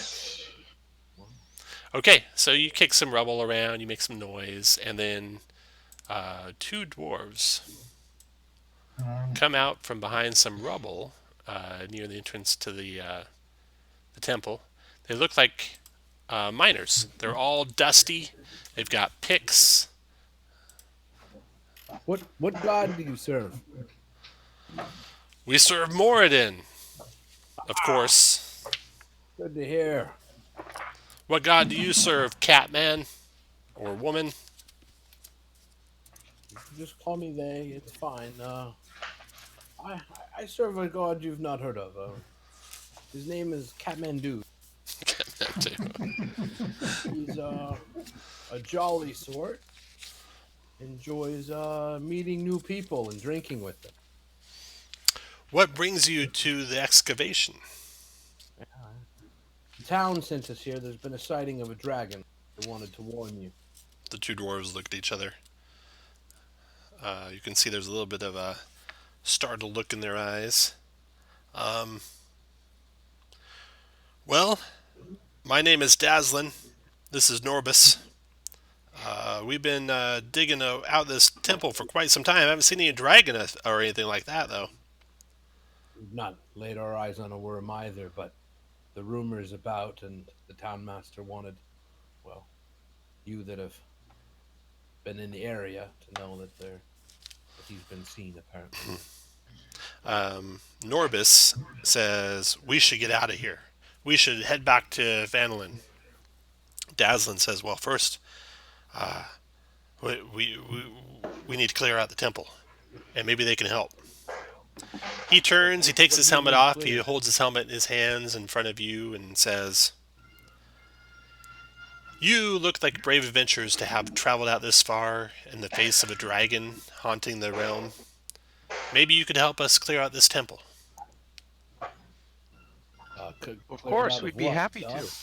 Whose temple is it? He looks at Norbus. Norbus just gives him a gruff look. Dazzlin looks back at you and sheepishly says, well, it's a dwarven deity named Abathor. I don't know if you've heard of him. Yeah, priests wear red. Just recently. Just recently. Yeah. Yeah. There's some danger in there, I'm afraid. Undead. Not undead. Well, maybe they're undead. I don't know what they are exactly. But, what have you encountered? well, they're kind of slimy gold color with sparkles of gems floating in them. I don't know exactly what they are. Are they big? Yeah, they're like, 10 feet in diameter or so. And they like cling to the ceiling. Almost had one drop on us, but we got out in time. We've been watching the entrance. They don't come out, whatever they are. Can I make a Arcana check to see if I know what that is? It sounds like some sort of pudding or jelly or ooze or something. But not like any that you've heard described. Okay. How far are they from the entrance? They're in the main temple. It's just about 60 feet in, and he points into the darkness. So what I'm hearing is if we have ranged weapons, we could stand at the entrance and have some fun. That would probably be a good idea. Could we just leave them here and come back later? Well, not if... I kind of like to get the place cleared out quick in case that dragon comes. I'd hate to lose... We've come this far. Maybe if he starts reaching in his pocket and pulling out something that looks like a stone. He says, Norbus, give me your stone. And Norbus Norbis hands over a stone to him, and he holds it out to you guys. He says, "Maybe if you guys could help us real quick before we go back, we could give you these. They are sending stones. Well, that could be handy. Yeah, well, yeah. If They'd that's be the a only thing reward. that'll make They'd be a you- reward for helping us clear out the temple." Let's be about it then. Let's go. Let's do it. Sounds good to me. Okay. No fear, we are Let's be about- experienced adventurers. Once found a widow and warned her of the. Well, that doesn't sound as good now, but I'm sure we can handle it. All right, you guys can move in as far as Arya. Actually, Arya, you can move up to the second set of doors, and I'll describe what you see. So the facade I already described. The dusty foyer, spikes are hammered into the floor, holding open the two outer double doors. There was a once secret double door to the north that stands open, with a room beyond it holding nothing but rubble. And then the temple proper. Well, actually, everyone go ahead and take a position that you want to be in when Arya gets to the edge of the temple proper. Arya is going to light a torch and throw it in there. Okay. Everyone get you guys where you want to be when Arya does that. As I move up, can I cast light on my arcane crystal? Mm-hmm. Yeah. Excellent. This is Arath, right? Yes. Light is 40 feet bright. I'm sorry, 40 feet dim, 20 feet bright. Let me look at my card. It is And a torch. 20 feet. I'd by like 20 I'd feet. like to throw two torches, one to the left, one to the right. It's bright 20 and dim 20. Okay. Okay, you throw in a couple torches. Oops. Throw in a couple torches and there. Okay. So you get some idea what's inside the place. Can I see any of these golden flickers on the ceiling? You probably will. So you see a blood-stained limestone altar standing at the far end of the room. And as your second torch goes skidding along the ground towards the altar, or towards the western or northern wing, you see a creature start to move, and everyone can roll initiative. And we do that how? Click your token, and then click the leftmost button. It'll start with the IN, and then hopefully plus something, Got it. Thanks. unless you're a cleric or a jelly. I'm going to add 1 to my initiative for Jack of all trades. You got it.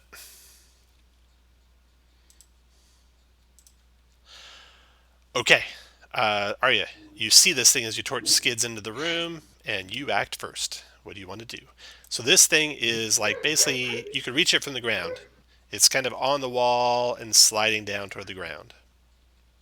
It is, just as the dwarves described, a jelly-like substance, but it's almost as if gold had been turned into a paste and smeared out, and there's little rocks all encrusted inside of it, and you could swear the sparkle of gemstones in there as well. Okay, I would like to Hunter's Mark it. You cast Hunter's Mark. And fire my crossbow. I'm guessing 13 misses. Well, maybe not. But does that have the +2? I just got +2 for my archery. Archery? It won't have any plus twos. Fighting style. Right, so that'll be a 15, and a 13 might even hit, because this thing doesn't look too hard to hit. Well, actually, wait, am I right? Yeah, very easy to hit. You easily hit it, and it doesn't also have your Hunter's Mark built in, so roll a d6 for that.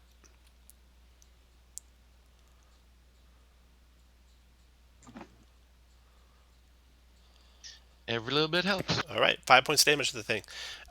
It seems to take the full damage from your piercing attack that you did to it, and you can also move.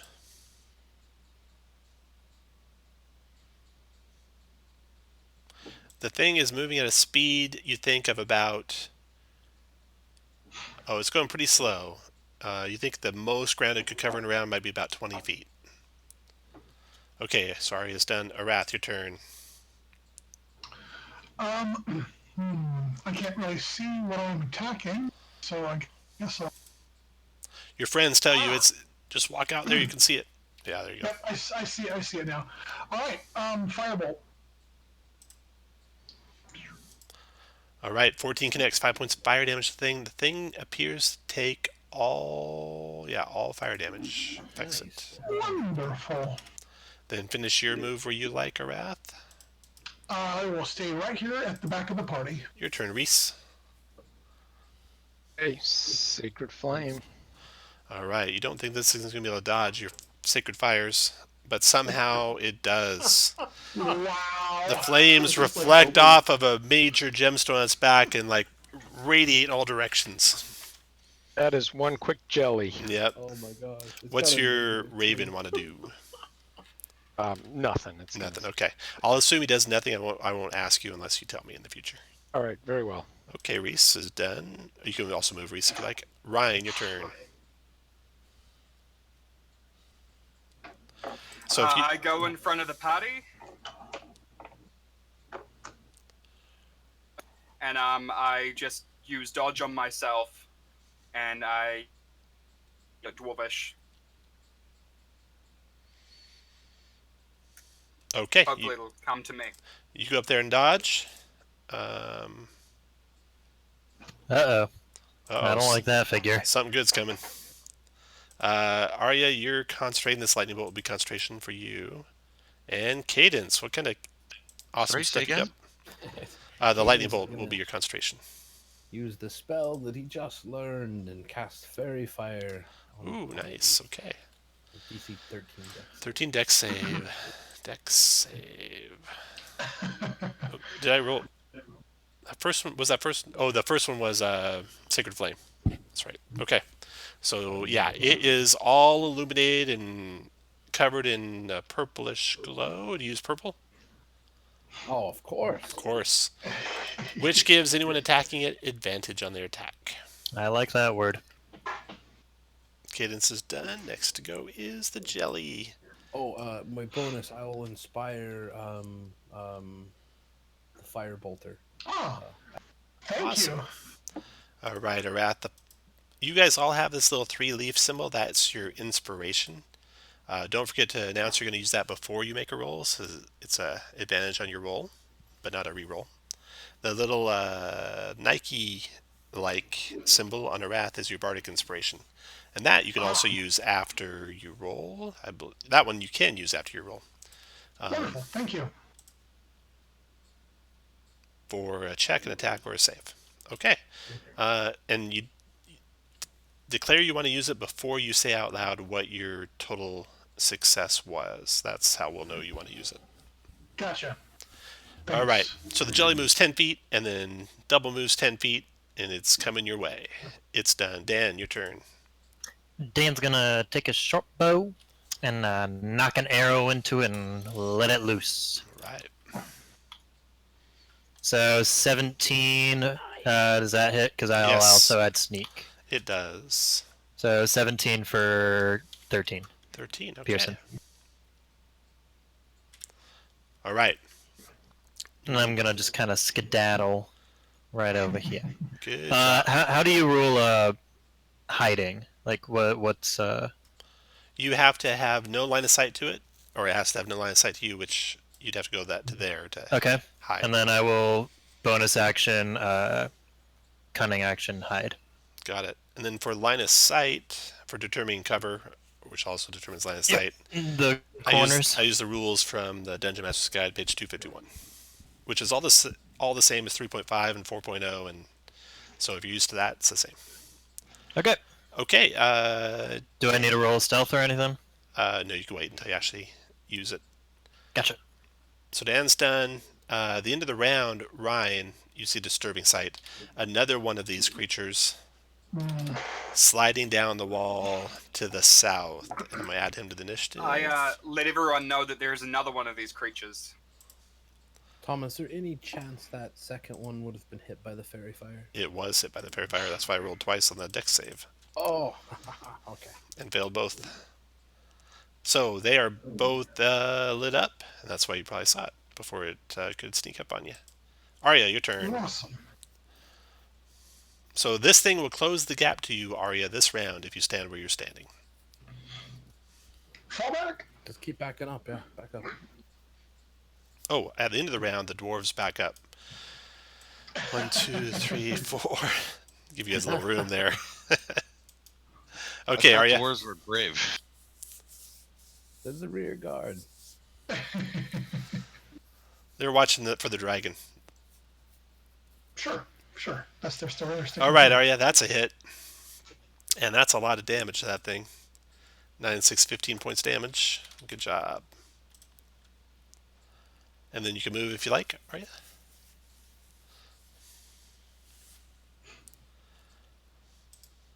Do you want to move anywhere, Arya? Move back. Yep, Yes, yep. yes. All right. And then Arath, your turn. Firebolt again. With advantage. Indeed. That's a hit for 1 fire. I'll take it. All at once. Arath is done. Reese, your turn. Sacred Flame again. Dex save. Oh, you got him this time. Hey, here it comes. 5 radiant. Almost got him. The last little bit of ooze is coming your way, Ryan. Your turn, Ryan. Okay, so I'm just testing the. So it'll be 20 feet getting to the ooze, I can see. 15 feet. It is 20 feet away from you, yeah. So you're in dart range. Cool. I rush in 20 feet. I have 40 feet movement, and I make an attack and a bonus action. Go ahead.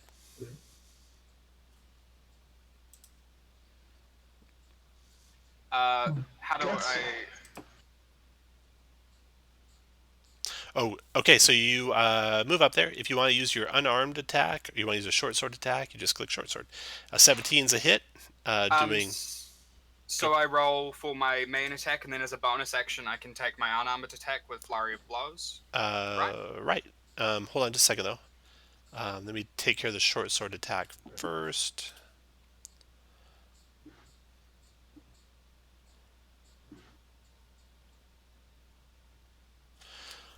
All right. Your short sword attack slashes through the thing, but it just reforms behind the sword, so it appears to be immune to your slashing damage. But then you can take a punch at it with your fist, with your martial arts as a bonus action. 19 connects for 6 points of bludgeoning. And I don't think these oozes do damage to you when you hit them. Let me double check. They do not. Okay. It is destroyed. Good job. So you moved 3 squares so far. Anything else, Ryan? Okay, so then I just move 20 feet back. Okay. After Ryan is Cadence.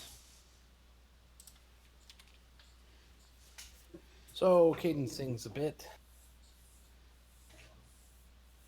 about the monks' valiant run in. I like it.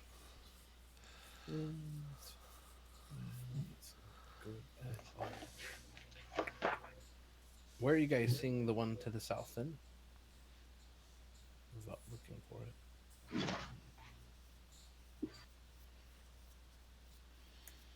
Shouldn't we be able to see the ooze because of Fairy Fire? And Fairy Fire glows in the dark, so we can see the outline of it. Uh-huh. Yeah, Cadence doesn't have line of sight to it yet, though. So. Yeah, that's 1, 2, 3. I think I can move a whole bunch on a single turn. I can double my speed, so I can move up to 60.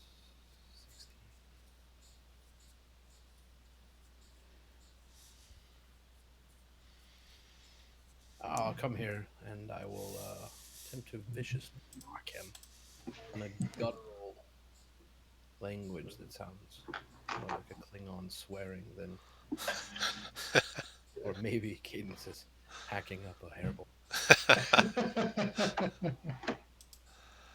All right. Yeah, it seemed to halt the thing a little bit.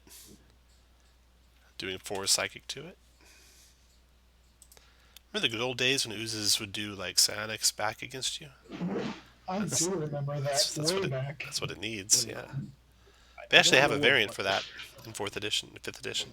Feline. So I use my feline agility there. Feline agility. Okay, Cadence is out. Jelly's turn. It's coming oozing your guys' direction. It oozes and splits around this pillar. It's 2, 3, 4. To there. Almost on Ryan. It's done. Next to go is Dan. Yeah, seeing people launching things down this hallway and people running to and fro. I have a good feeling about this one. Gonna round the corner, let one loose. Does a 14. Yes. Yes. Nice. Okay, and that's gonna be 13 pierce. 13 piercing. Nice. And skedaddle out of there. All right, that round's over. You see no more coming, Ryan. That's good news. Araya, your turn.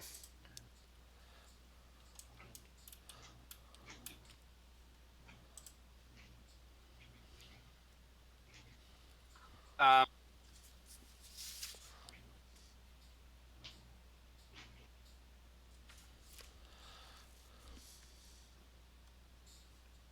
sorry, it was my turn, Ryan?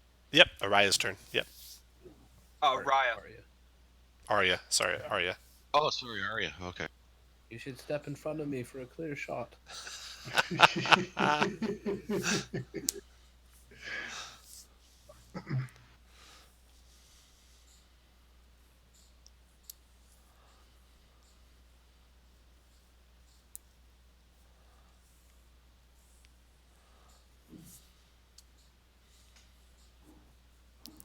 Hey, let me show you a little trick, everyone. See if I can remember how to do this.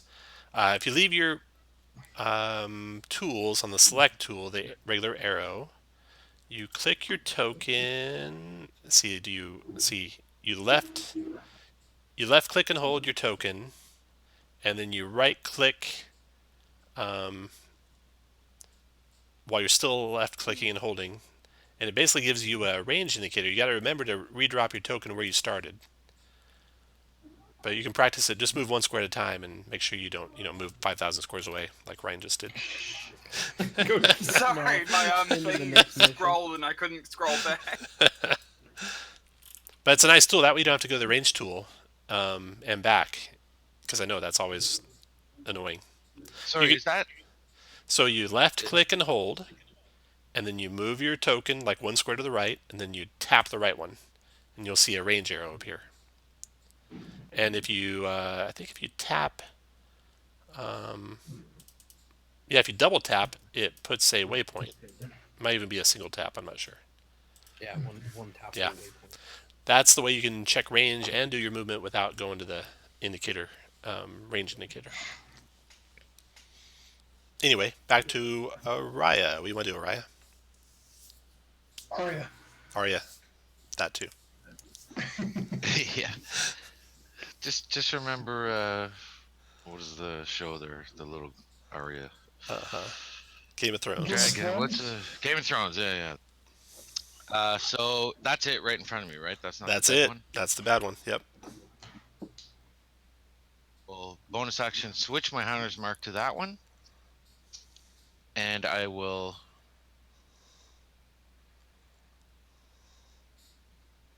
Yes. 20's a hit. Give me some Hunter's Mark damage too. All right, 9 points damage. Nice. And I will move back. Okay, after Aria is Arath. Firebolt, baby.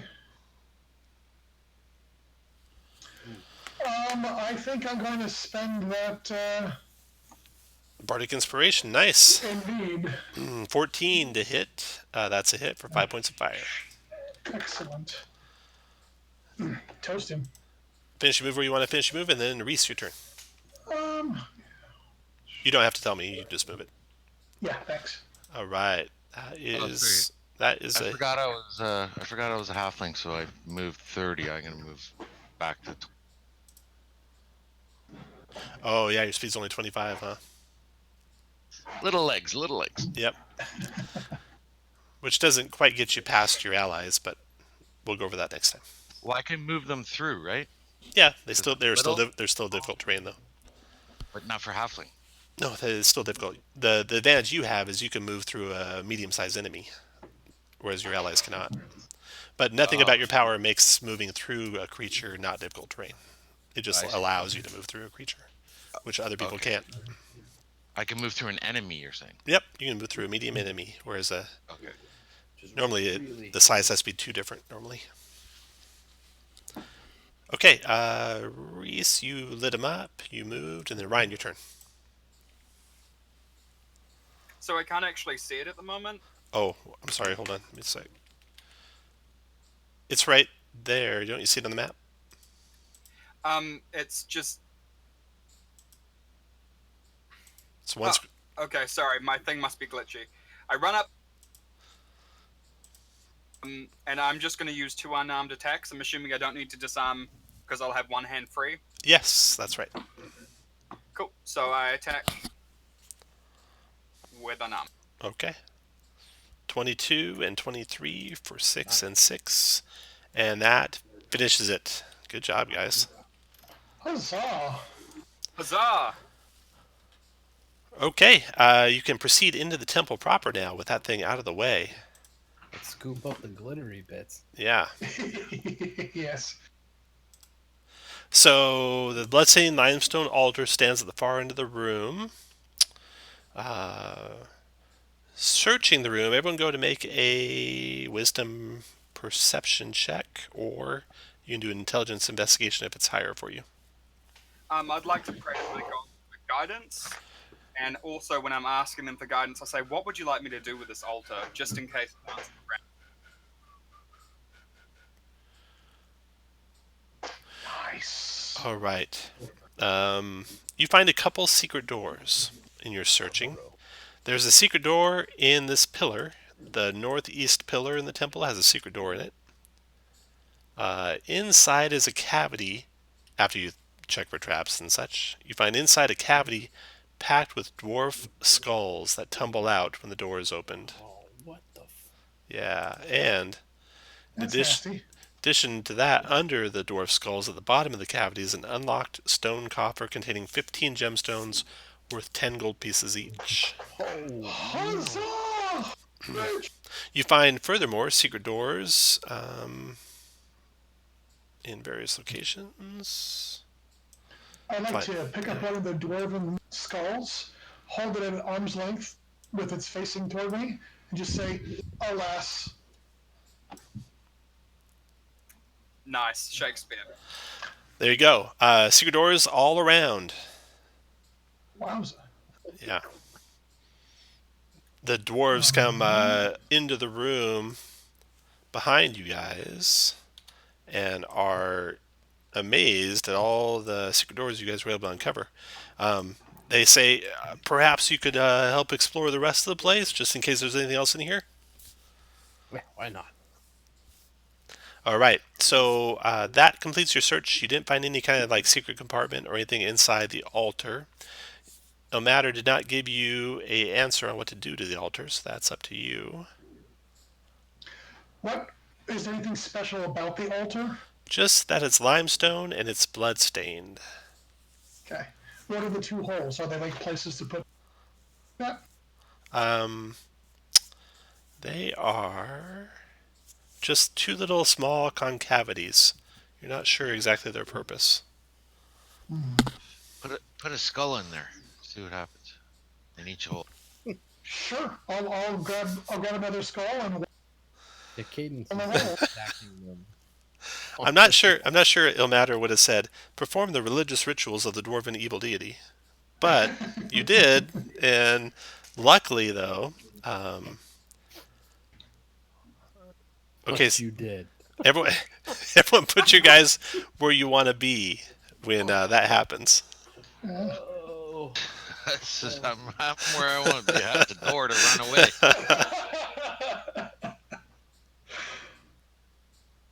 So, sorry, just to backtrack a little bit.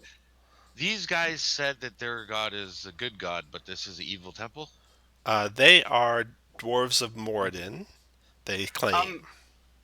Can I backtrack a little bit? Because I said before in the chat that I was suspicious of them. Can I just roll insight even while this is happening to see if these guys are sus? The dwarves?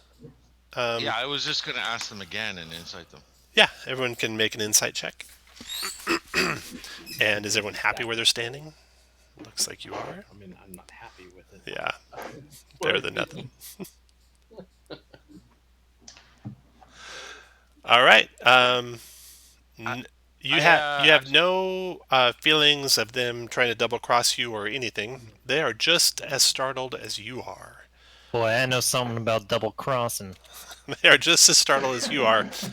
When you place the second skull in the second concavity, all of a sudden the two skulls explode up toward the ceiling, and gushing up out of this limestone altar is another one of these ooze creatures.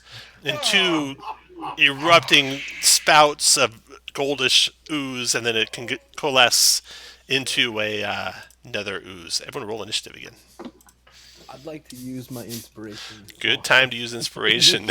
You don't want to lose to the ooze. I'll take that 21. Yeah, I think I'm going to use my inspiration as well. Make sure you say it before you roll. Once you've rolled, you can't use it. Sorry. Okay. Then I'm stuck. Alrighty. Let me sort that initiative. Ryan, you are first. We have a lot of 21s. I'm gonna yell, "You idiots!" We found the monster. Technically, you guys kind of are the monster because you created this. Well, you know, curiosity killed the cat, right? Oops. Oops. I'm gonna hit this thing. Wow. Hey, you don't learn anything unless you research, okay? Good job. And 2 sometimes hits. Research is hands-on. 9 damage. Anything else, Ryan? I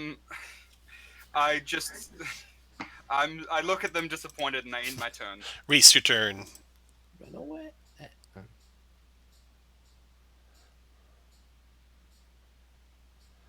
Your turn, David. Reese's turn. Did we lose David? There he goes. Sacred Flaming it. Here it comes. Dex save for the thing. Damn. It's all emboldened with the power of its deity. -2 too. The Sacred Flame just washes over it. Maybe strengthens it even. Cadence, your turn. That's a good cat sound. Here? Yeah, run away. You doing that? Provoking from it? Yeah. You are? Yeah. Okay. 16 to hit. He asked you twice, bud. He needed you to say yes twice.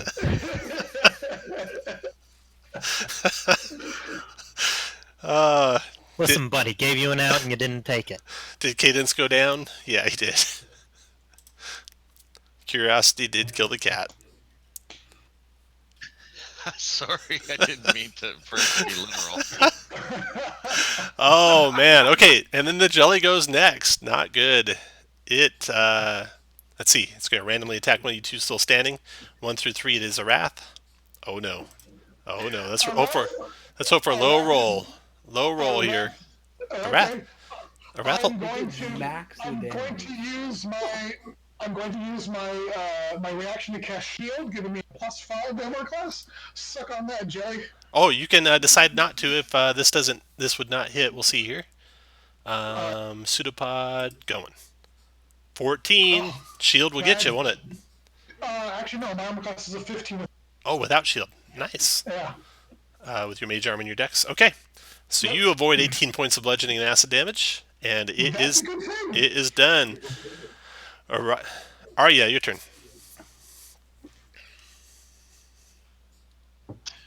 I will use my last spell slot to cast Hunter's Mark on him and just shoot.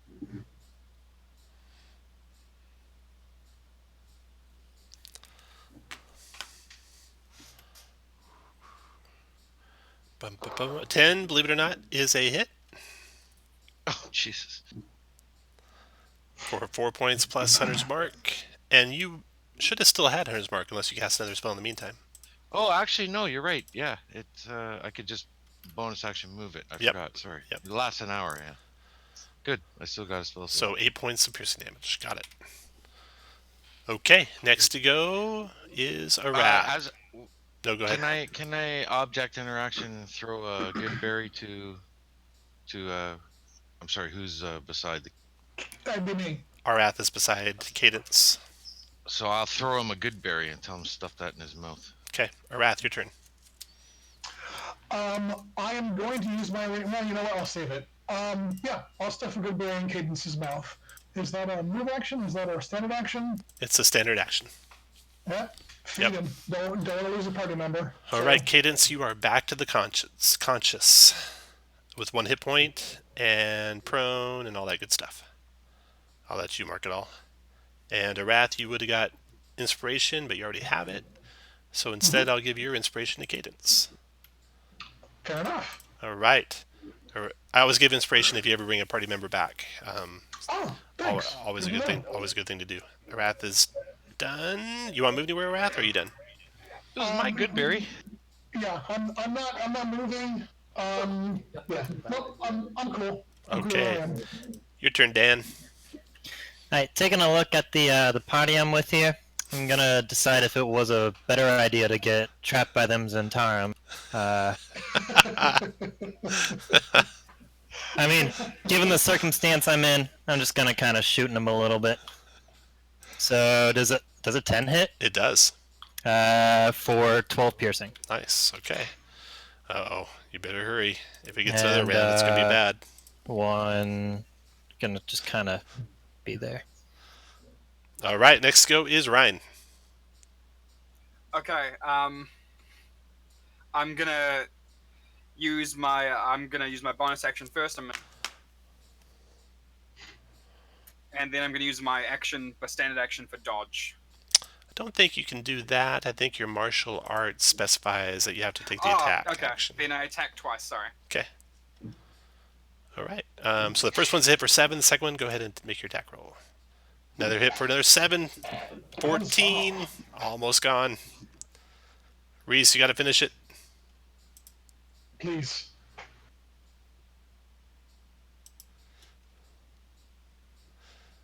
Spare the dying. No one's dying. Sacred Flame. 13 dex save. Oh, just got him. And the jelly is burned up before it could level 2 more of you. Wunderbar. Did it leave anything behind? What was the question? Did the jelly leave anything behind? No, it did not. Okay, I tell the dwarves that perhaps they should get those skulls out of here before another accident occurs. They start collecting the skulls. I wonder what would happen if we put 2 different... All right. So now you can explore the rest of the ruins. Oh, you might want to heal some people first. Yeah. Cadence is 1 out of 15 hit points. Yeah. You guys take a short rest. Go and do that first, and then you can do some healing. Cadence licking his wounds. Nice. We get a short rest. Second hidden door. Pardon, I have Song of Rest now. Nice. So if you spend a hit die, you get some extra. One extra song. Hey, 1 HP and a dream.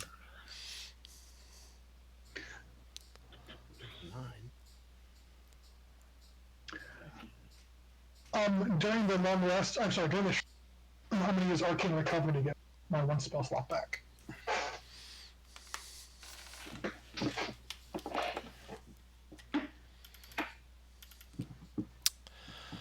Alrighty. Okay. You can move you guys around the rest of the place because you guys can just explore it at will. So you can just move your token around. I will get the doors out of the way for you.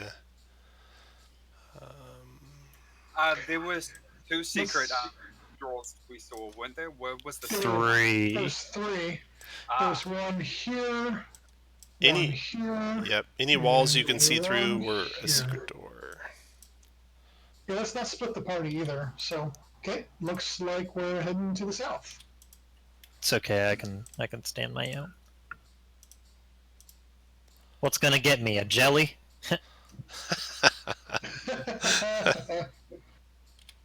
Tom, don't you dare. It's happening. Should we send the familiar in first? So I we happen can to scout know out the someone who rooms? wrote a really good article about how tabletop gets into the game. How what? Whoever wrote that kind of article. Who would write something like that? David wrote an article about how tabletop gets into the game. Or how okay, much like, tabletop gets into the game. Like, oh, he wouldn't do that. No. 3 minutes later. Uh-huh. So which way shall we go, gentlemen? Left or right? Um, Up or down? you can all explore. You all stay together, so don't worry about that. But all individually, you can kind of check out what's out there, and they'll tell you what you find.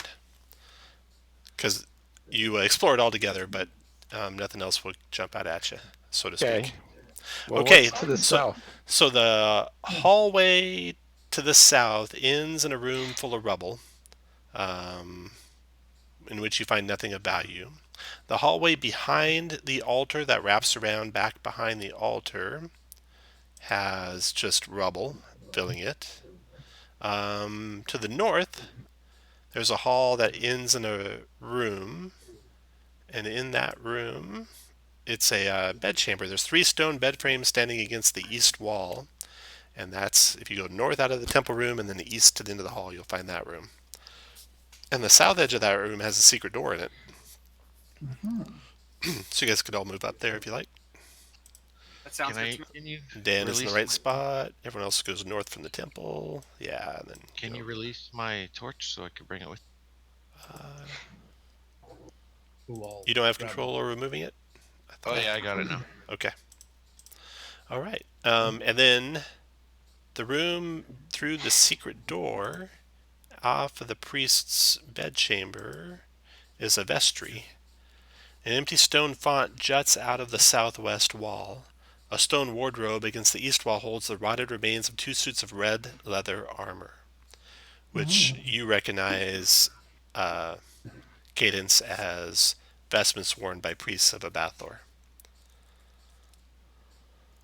And then there's a hallway, and then a rubble-filled hall. This rubble-filled hall to the south, down here, is the rubble's just barely filling the hall. It looks like with some work, you could get through whatever impasse blocks that hall into a room beyond.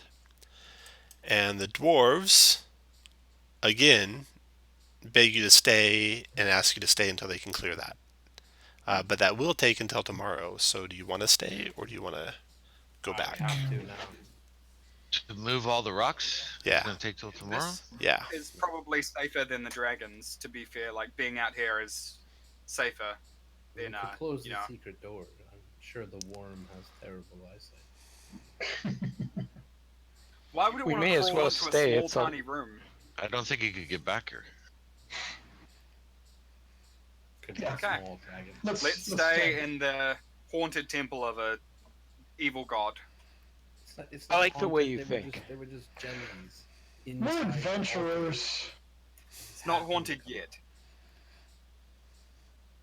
If we die here, it will be. Fair enough. All right. All right, take it away, little friends. So overnight you get extended rest, and you'll be all up at full hit points and everything. Good. And then the dwarves finish their work late in the night. Can I cast Goodberry again overnight? Yeah, the end of the day, you can cast whatever spell slots you have. You can use to cast Goodberry. So I got 9 left if someone wants them before they fade away. Yeah, that means I don't have to eat rations. Please. That'd be good. I'd love one. All right, the dwarves clear the room. I'm going to move you into the room. I'm going to move a torch in there with you. Where's the torch? There it is.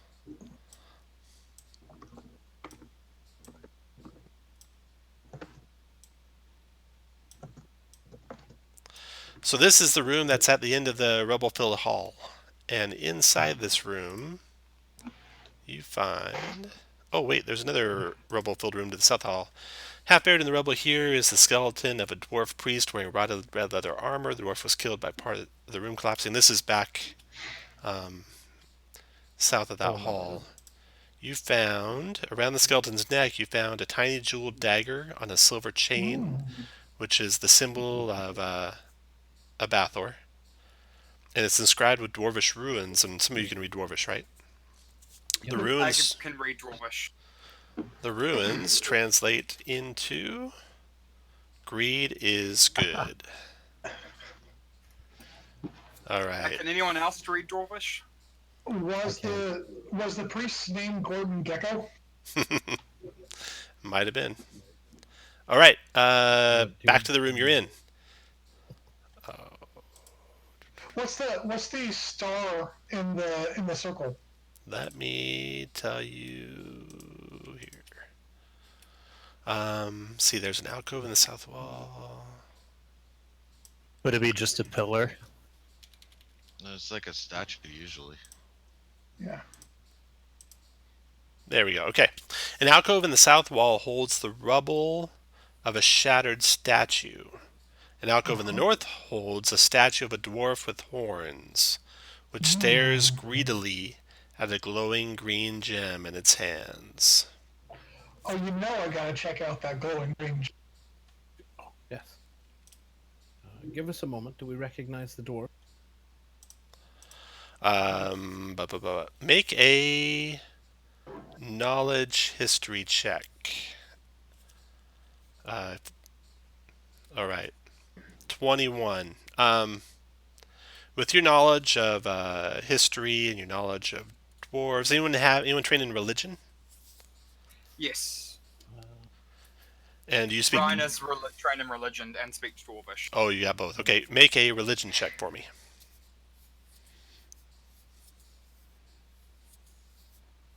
Religion is intelligence. Oh, thanks. Oh. All right. So you know that statue is the dwarven god of greed, Abathor. He stares greedily at a glowing green gem in his hands. Well, we know his saying greed is good, so I mean, taking it should be what's required. You trip over something, Dan, and you see you look down the What? floor. You trip over something on the floor. You look down the floor, and you can see that this shattered statue behind you has a horn coming out of the side of its head. You know, its head is like lying on the ground, and there's a horn coming out of it. So you look at this statue to the south, and it looks like it's the same exact statue as the statue to the north. But the one to the south has exploded. Up. Hold your horses there, pal. I'd like to exit the room. Sorry, where's the door to this room? Let's see here. It is, there. Can we take 10 and just investigate this room and everyone share resources? And we talk to the Dwarven Excavators and see if they have any idea what's going on? You thoroughly searched. Definitely that statue to the south looked just like the statue to the north. Right down to the fact that it probably was holding something in its hand at one point. But the green gem is no longer there. There is no green gem to the south. You dig through all the rubble, you find no second green gem. Only the green gem to the north. Okay. Maybe it was the dagger in the other one's hand? Does detect magic throw anything off on the north statue? Or anything? Yeah.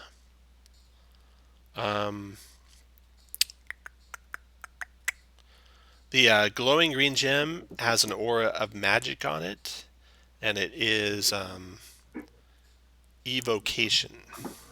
All right, so here's the plan. We Explosive. and close the door, and Reese, you have your Raven grab the gem. Actually, I was just going to suggest if we all move out of the room, I can stand in the doorway and use Mage Hand to take the green gem out of the hand. Blows up. I mean, and the Raven's just, spirity stuff. No. Is that a hard no, or? Yeah, that's a Hard big no. on that one. Cares more about his spirity Raven than he does about All right, you guys should be able to. I don't have restricting movement turned on, so you should be able to actually move your token right through that rubble-filled hall to the other side if you don't want to be in the room. I also have a I'm gonna pull out my my inscribed little rod and extend it out into like a 10-foot pole. Got it. You got the expanding 10-foot pole. That is I excellent. do. I say, kind of gonna judge the distance on the south one. Gonna judge the distance on the north one. Okay, that's a good use of that pole. You think the explosion of the statue would probably send shrapnel in about a 10-foot radius from the statue? Oh, no. Perfect. Well, if I go, Before we do anything, can I inspect the gem to see if it has runes on it, like the dagger? You do, and it does not. No ruins on it. You do notice infernal ruins lying this pole that Dan is holding. That makes me feel comfortable. I lovingly stroke my cloak with human skin on it.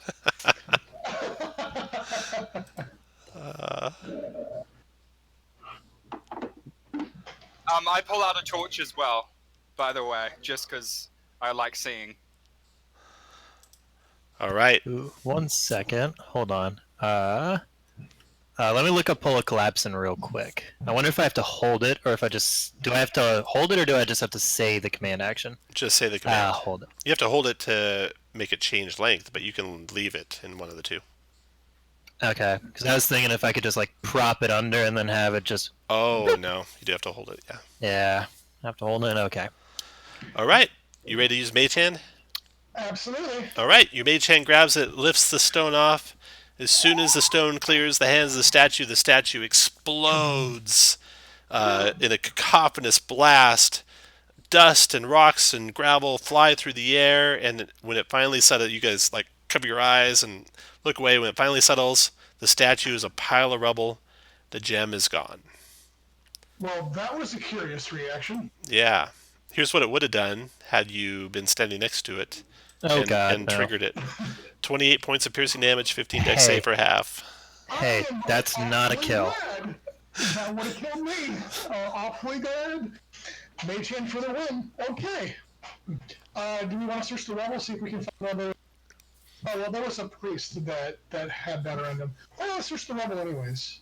So yeah, you guys thoroughly searched the rubble. If you had made a better religion check, I might have reminded you that priests of Bator sometimes like have tests of greed even. Yeah, but your 6 religion didn't help you. Damn. Okay, that is it. You guys have cleared the Dwarven Excavation. You're able to get the 2 dwarves out of there, return back to civilization, and in actuality, we will be done for tonight. It's a short one, this first session, because you guys go up another level if you want. Oh my gosh. And that is up to you, because you're giving up some gold and stuff. Second level is just fine for the next adventure. If you want to stay second level. Okay. I'll follow the DM's advice. Yeah, I would say stay second level, and then... feel about voting on it, just so we're all together the whole time? Well, some of you won't be around part of the time, right? Oh, right. So you will naturally split. And if you're a person who's not going to be around, you might want to think about taking it, maybe. Yeah, I'm missing next week, Tom. Yeah, so you might take it. Again, it's 20 more gold, so you only got a grand total of 40 gold going up to 3rd level if you do take the 3rd level. And what's the... I can't remember. What's the... Because it's capped for tier 1. The cap is 80 gold per level. It's 80 gold per level. Yeah, and you're only... And it's 20 gold per hour. 20 gold per hour. Gotcha. Yeah. So you got a lot of gold out of this temple, and you'll spend it living high on the hog. So okay, explain how this season 9 gold works now. Okay, so the maximum... we found gold. You found a lot of gold. You spent it on repairing armor and weapons and living high on the hog and all that good stuff. The gold that you retain for spending on adventuring is a maximum of 20 gold per hour you play. And so we're stopping at 2 hours, so it'll be 40 gold. Should have been less efficient. So I would not recommend going up a level unless you're sure you won't, you'd fall behind. Even if you think you might fall behind, I might still say don't go up a level. Because even if the party makes it to 4th level and you're 2nd, you're still in pretty good shape, and you can catch right up. What was this adventure called? Dragon Of of Icespire Peak? Peak. Yeah, but yeah, I realize that's the name of the whole big adventure, but the small one. Yeah, it's interesting. I haven't seen it covered well in the campaign catalog, but there's no chapters in the book. Normally they break them down by chapters. Uh-huh. It just goes by the number, right? Yeah, it only goes by a chapter number. There is no chapter numbers in this book, so I don't know how they'll break it apart for coming and going in the adventure. They haven't clarified it yet. But as far as the titles of these sections, even though they don't have numbers in the sections, they were Umbridge Hill and Dwarven Excavation. Gotcha. Thank you. And I'll send out a summary too of all that good stuff. Next time we play will be in a week. David won't be here. If anyone else won't be here, let me know. As long as we don't drop below 4, I'm not going to recruit any new people. It'll just be the same people for the rest of the campaign. If we drop below 4 for a week, everyone. yeah, I'll have villains. Could I get your DCI number? Yeah. Let's see if I have the things. So I already took 20 to buy my shield and stuff. So now I take another 20 gold. If you, yeah, yep. DCI number is, which isn't even on the new log forms. 3100805. Oh, really? Yeah, the new log forms don't have a spot for it anymore because you don't really use it for Wow. anything that I know of. Do they not like track what games you've played, or No, it used to be for stores to track if they were Yeah. running games. Shane might know. They You know stores that run a lot of well, games. They're still, yeah. I mean, like Family Time is still taking,